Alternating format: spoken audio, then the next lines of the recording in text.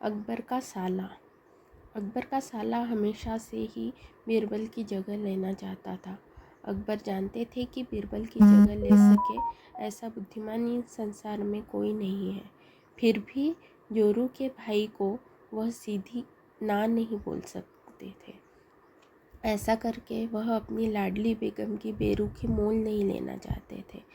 इसीलिए उन्होंने अपने साले साहब को एक कोयले से भरी बोरी दे दी और कहा कि जाओ और इसे हमारे राज्य के सबसे मक्कार और लालची सेठ दमड़ी लाल को बेच कर दिखाओ। अगर तुम यह काम कर गए तो तुम्हें बीरबल की जगह वजीर बना दूंगा।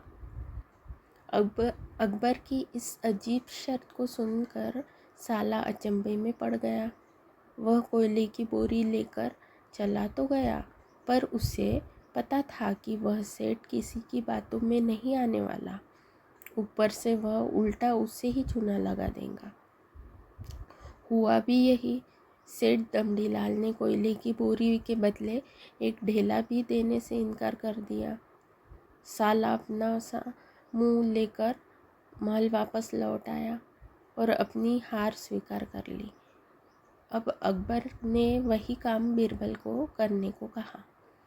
बीरबल कुछ सोचे और फिर बोले कि सेठ दमड़ीलाल जैसे मक्कार और लालची सेठ को यह कोयले की बोरी क्या मैं सिर्फ कोयले का एक टुकड़ा ही 10,000 रुपये में बेच जाऊंगा।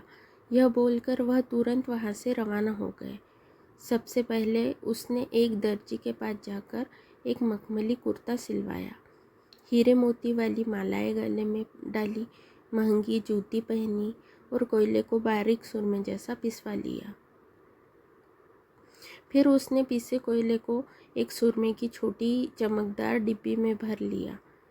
इसके बाद बीरबल ने अपना भेष बदल लिया और एक मेहमान घर में रुककर इश्तिहार दे दिया कि बगदाद से बड़े शेख आए हैं जो करिश्माई सुरमा बेचते हैं, जिसे आँखों में लगाने से मरे हुए पूर्वज दिख जाते हैं, और यदि उन्होंने कहीं कोई धन गाड़ा है तो उसका पता बताते हैं।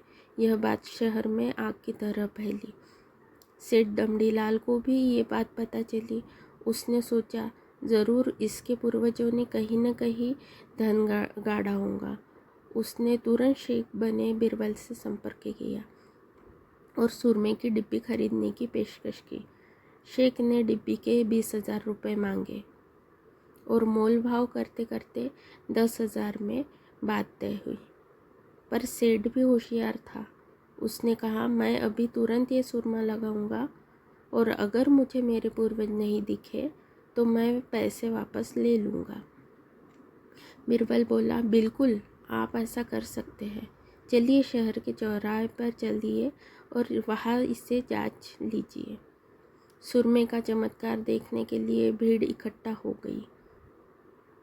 तब बीरबल ने ऊंची आवाज़ में कहा, ये सेठ अभी ये चमत्कारी सुरमा लगाएंगे और अगर ये उन्हीं की औलाद है जिन्हें ये अपने माँ बाप समझते हैं तो इन्हें इनके पूर्वज दिखाई देंगे और गड़े धन के बारे में बताएंगे।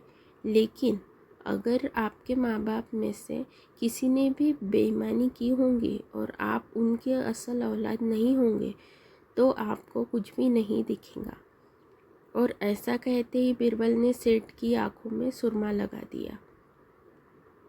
फिर क्या था, सिर खुजाते हुए सेठ ने आंखें खोली। अब दिखना तो कुछ था नहीं, पर सेठ करे भी तो क्या करे। अपनी इज्जत बचाने के लिए सेठ ने 10,000 बीरबल के हाथ थमा दिए और मुंह फुलाते हुए आगे बढ़ गए। बीरबल फौरन अकबर के पास पहुँचे और रुपए थमाते हुए सारी कहानी सुना दी।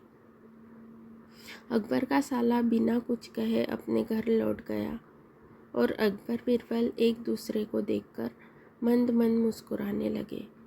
इस किस्से के बाद फिर कभी अकबर के साले ने बीरबल का स्थान नहीं मांगा।